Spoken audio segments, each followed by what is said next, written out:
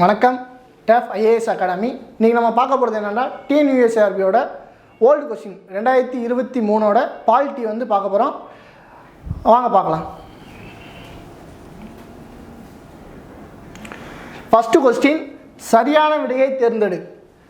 சரியான மாநிலங்களவை உறுப்பினர் எண்ணிக்கை 300. இது வந்து தப்பு. இது வந்து தப்பு. அதேமாதிரி தமிழக சட்டமன்றத்தோட உறுப்பினர் எண்ணிக்கை 120. இதுவும் தப்பு. மக்களவை உறுப்பினர் எண்ணிக்கை 545. இது சரி. பாண்டிச்சேரி சட்டமன்ற உறுப்பினர் எண்ணிக்கை 100. இதுவும் தப்பு.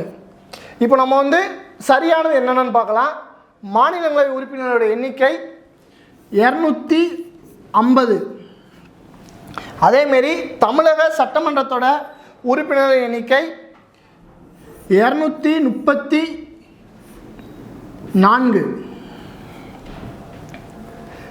மக்களவை உறுப்பினர் எண்ணிக்கை 545 சரிதான். பாண்டிச்சேரி சட்டமன்ற உறுப்பினர் எண்ணிக்கை 33. இந்த மாநிலங்களவை சட்டமன்ற உறுப்பினர் எண்ணிக்கை 250.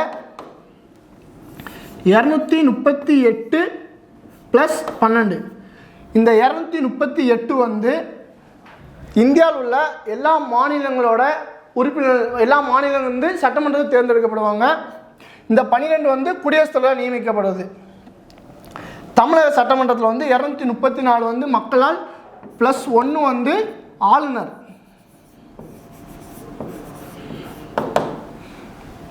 இப்போ வந்து இந்த ஆளுநர் வந்து நியமிக்கிறது வந்து எடுத்துட்டாங்க. இது வந்து என்னதுன்னா ஆங்கிலோ இந்தியன். இதை வந்து இப்போ கேன்சல் பண்ணிட்டாங்க.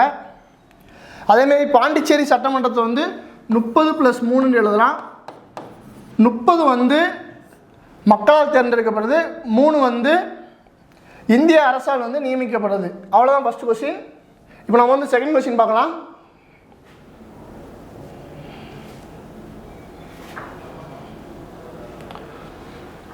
செகண்ட் கொஸ்டின் வாசிக்கலாம். உச்சநீதிமன்றத்தின் மூலம் குடிமக்களுக்கு அரசியலமைப்பு சட்ட பரிகாரம் பெறுவதற்கு எந்த உறுப்பு வழிவகை செய்யுது? இது என்ன சொல்லுதுன்னா, அந்த நீதி பேராணையை இது பண்ணியிருப்பீங்க. ஆர்டிகல் 32 தான் உச்சநீதிமன்றம். அதுவே உச்சநீதிமன்றத்துக்கு பதிலாக உயர்நீதிமன்றம் வந்து 226, ஆர்டிகல் 226. இது வந்து உயர்நீதிமன்றம்.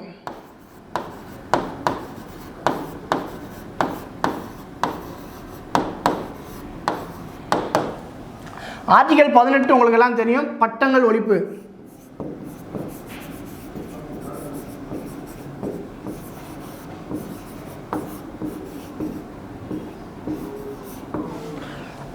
அடுத்த ஆர்டிகல் 15. ஆர்டிகல் 15 சாதி, மதம், இனம் மற்றும் பாலினம் இதில் வந்து பாகுபாடு காட்டக்கூடாதான் ஆர்டிகல் 15. ஆர்டிகல் 21 வந்து தனிநபர் உரிமை. தனிநபர் உரிமை வந்து பாதுகாப்பதற்கான உரிமை தான் ஆர்டிகல் 21. அடுத்த கொஸ்டின்,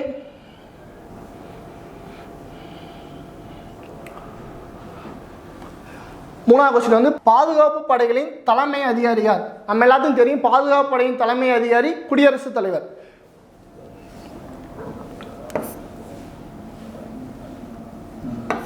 குடியரசுத் தலைவர். இதை சொல்ற ஆர்டிகல் வந்து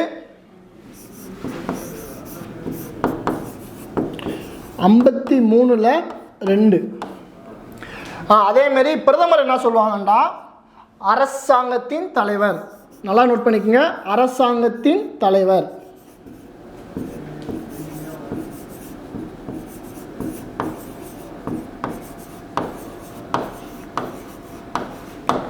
அதேமாரி பிரதமருக்கு இன்னொன்று என்ன ஆகுதுன்னா உண்மையான தலைவர் அவர் தான்.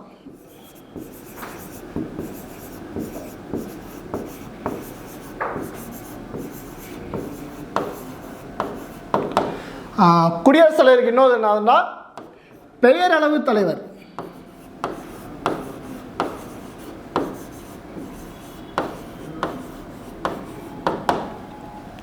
ஓகே, அடுத்த கொஸ்டின் பார்ப்போம்.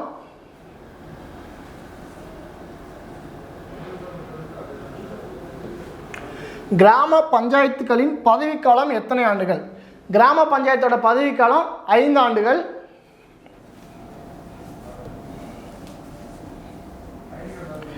5 ஆண்டுகள்.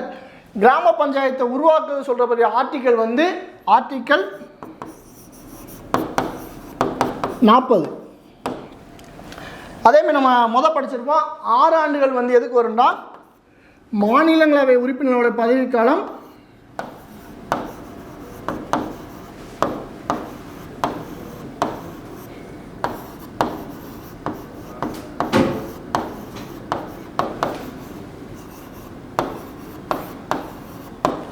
மாநிலங்களவை உறுப்பினர் பதவிக்காலம் 6 ஆண்டுகள், கிராம பஞ்சாயத்து பதவிக்காலம் வந்து 5 ஆண்டுகள். இதை சொல்கிற கிராம பஞ்சாயத்து உருவாக்குறதை பற்றி சொல்கிற ஆர்டிக்கல் வந்து ஆர்டிக்கல் 40. அடுத்த கொஸ்டின் பார்ப்போம்.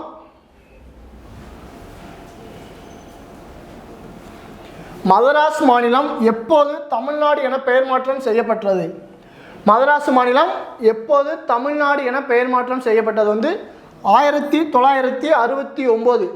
இதனை பெயர் மாற்றம் செய்தவர் யாருன்னா அறிஞர் அண்ணா.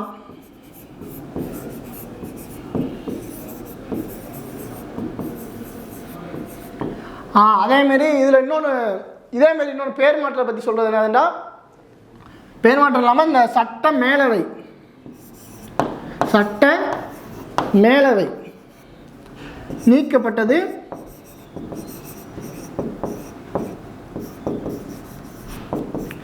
1986 நவம்பர் 1.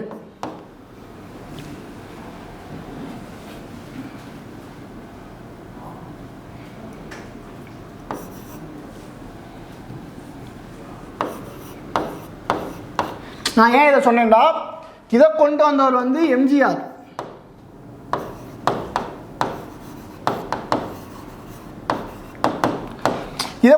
இது தமிழ்நாடு மதராஸ் மாநிலம் பெயர் மாற்றம் பண்ணது வந்து அறிஞர் அண்ணா, சட்ட மேலவை நீக்கினது வந்து எம்ஜிஆர். இந்த பேர் வந்து உங்களுக்கு குழப்பம், அதனால தான் அது ரெண்டையும் சொன்னேன். அடுத்த கொஸ்டின் பார்க்கலாம்.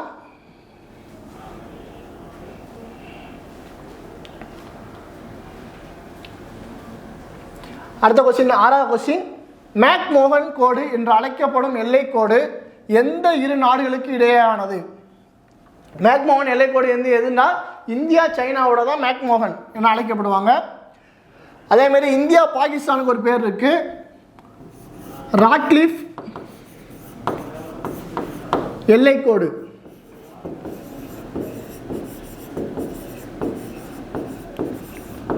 இப்போ ராட்க்ளிஃப் எல்லைக்கோடு வந்து இப்போ என்ன பேர் தற்போது எப்படி இது பண்ணுதுனாங்கன்னா கட்டுப்பாட்டு கோடு.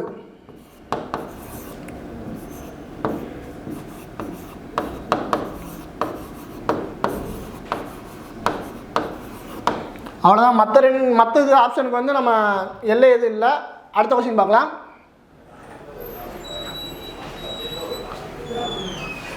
ஏழாவது கொஸ்டின் வந்து பிரிக்ஸ் அமைப்பின் தலைமையிடம் அமைந்துள்ள இடம் வந்து Shanghai.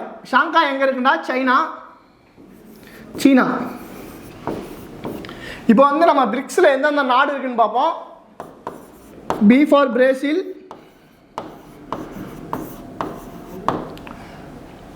Brazil, R for Russia,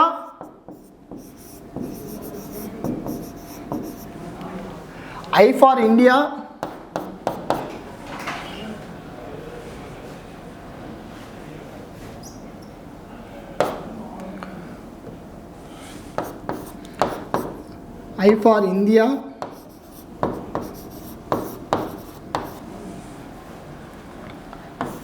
C for China, S for South Africa, தென்னாப்பிரிக்கா.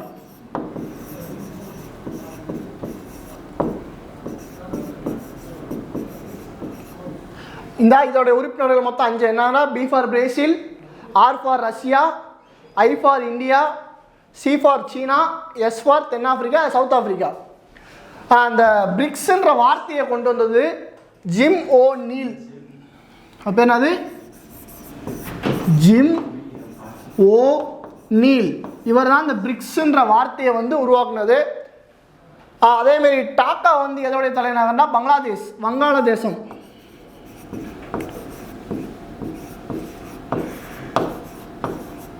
வங்காளதேச தலைநகர் டாக்கா. மற்றது அவ்வளோதான். அடுத்த கொஸ்டின் பார்ப்போம்.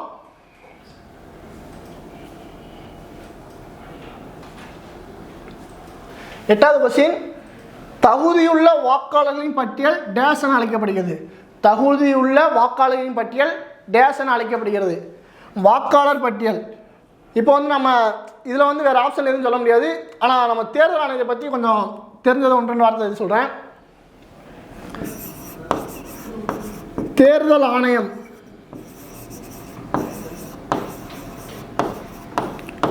பகுதி 15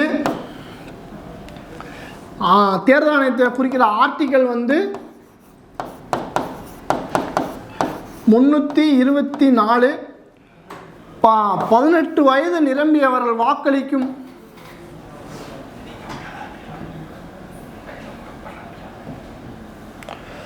18 வயது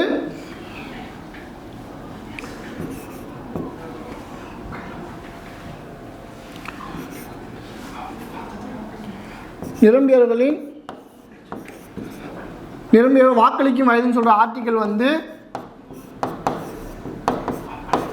326. அதே மாதிரி வந்து வாக்களிக்கும் வயது 21 இருந்துச்சு. அதை வந்து 18 என மாற்றினது வந்து ராஜீவ்காந்தி.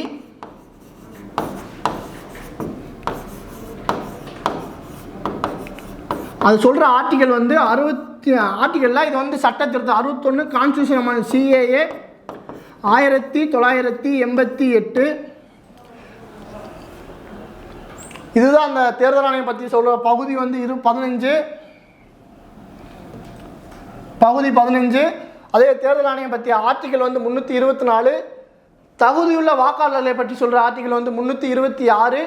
அதேமாரி வந்து வாக்களிக்கும் வயது 21 இருந்துச்சு. 21லேருந்து 18 மாற்றினது வந்து ராஜீவ்காந்தி. எந்த இதை பார்த்தீங்கன்னா 61வது கான்ஸ்டியூஷன் அமெண்ட்மெண்ட் 1988 படி.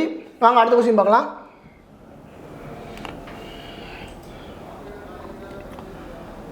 போக்சோ சட்டம் 2012 யாருக்கு பாதுகாப்பு அளிக்கப்படுகிறதுன்னு கேட்குறாங்க. நம்மளாம் என்ன நினைக்கிறோம்னா போக்சோ வந்து 18 வயசுக்கு இருக்க பெண்களுக்கு மட்டும் தான் நம்ம நினைக்கிறோம். ஆனால் பெண்களுக்கு கிடையாது. 18 வயது நிரம்பாத ஆண் மற்றும் பெண் குழந்தை. அதை நல்லா வச்சுக்கணும். இதில் எல்லாம் தப்புன்ற கொஸ்டின் தான். 18 வயது ஆண் பெண். நம்ம நினைக்கிறோம்னா 18 வயது பெண் மட்டும்தான் நம்ம போக்சோ இதுனா. ஆனால் 18 வயது ஆணுக்கு நடந்த கொடுமையெல்லாம் போக்சோவில் கைது பண்ணுவாங்க. அப்படின்றப்ப இந்த கொஸ்டின் நல்லா பார்த்துக்குங்க. போக்சோ சட்டம் யாருக்குன்னா 18 வயது நிரம்பாத ஆண் மற்றும் பெண் குழந்தையை குறிக்கிறது. அடுத்த கொஸ்டின்.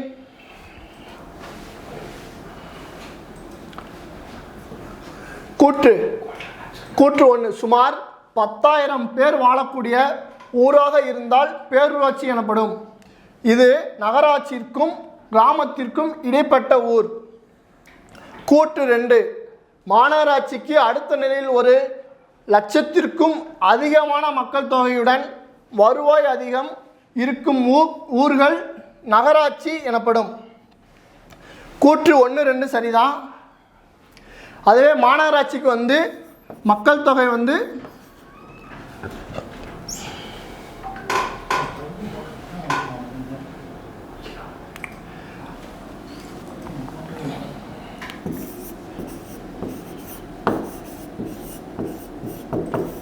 மாநகராட்சி மக்கள் தொகை வந்து பல லட்சம். நகராட்சி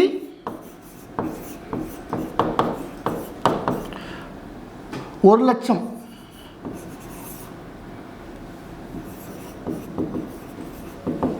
பேரூராட்சி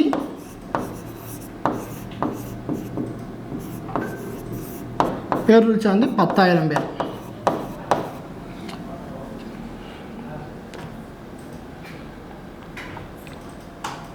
திரும்பி இந்த கொஸ்டின் பார்க்கலாம். கூற்று 1 வந்து சுமார் 10,000 பேர் வாழக்கூடிய ஊராக இருந்தால் பேரூராட்சி எனப்படும். 10,000 பேர் இருந்தால் நான் சொன்னேன்ல 10,000 பேர்னா பேரூராட்சி. அப்போ சுமார் 10,000 பேர் வாழக்கூடிய ஊராக இருந்தால் பேரூராட்சி எனப்படும். அப்போ ஃபஸ்ட்டு சரி. இது வந்து நகரத்திற்கும் கிராமத்திற்கும் இடைப்பட்ட ஊர்.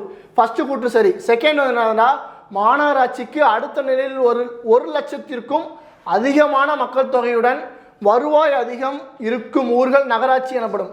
நான் சொன்ன 1,00,000க்கு அதிகமாக மக்கள் தொகை இருந்தால் அது வந்து நகராட்சி. அதுவே 10 லட்சம் அல்லது பல லட்சத்துக்கும் அதிகமாக இருந்தால் அது வந்து மாநகராட்சி. அப்போ இந்த கொஸ்டின் வந்து கூற்று 1 2 சரி. அடுத்த கொஸ்டின் பார்ப்போம்.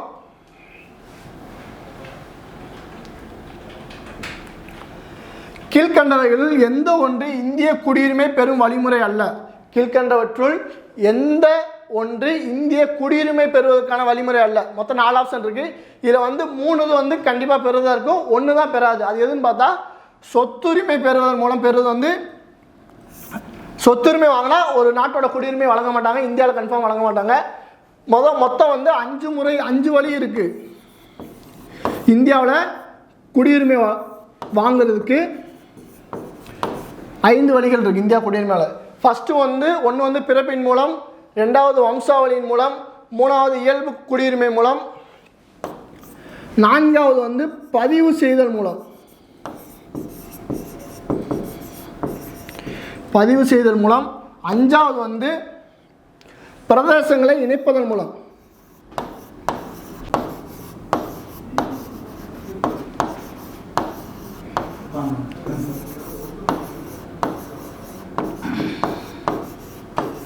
பிரதேசங்களை இணைப்பதன் மூலம். இந்த பிரதேசங்களை இணைப்பதன் மூலம் வந்து நம்ம பாண்டிச்சேரிக்கு வந்து இது வழங்கியிருப்பாங்க. எந்த வருஷம்னா 1962. அவ்வளோதான். இன்னைக்கு நீங்கள் நம்ம என்ன பார்த்தோம்னா போன வருஷம் 2023 எஸ்ஏயோட போன வருஷம் கேட்ட 10 கொஸ்டின் தான். நம்ம பாலிட்டியை பொறுத்தவரை என்ன பண்ணணும்னா ஸ்கூல் புக்கில் இருக்க ஆர்டிக்கல் கன்ஃபார்ம் படித்தாகணும். 6th to 10th புக்கு வந்து ஃபுல்லாக கவர் பண்ணி ஆகணும். 11th 12th வந்து ஃபஸ்ட்டு வந்து பாக்ஸு புக் பேக்கை படிக்கணும். அதுக்கடுத்து உள்ளே இருக்க டேட்டா படிக்கணும். முக்கியமாக சிலபஸில் இருக்கிற எந்த டாப்பிக்கையும் கவர் பண்ண விட்டுறக்கூடாது. நம்ம வந்து அடுத்த கிளாஸில் பார்ப்போம். நன்றி.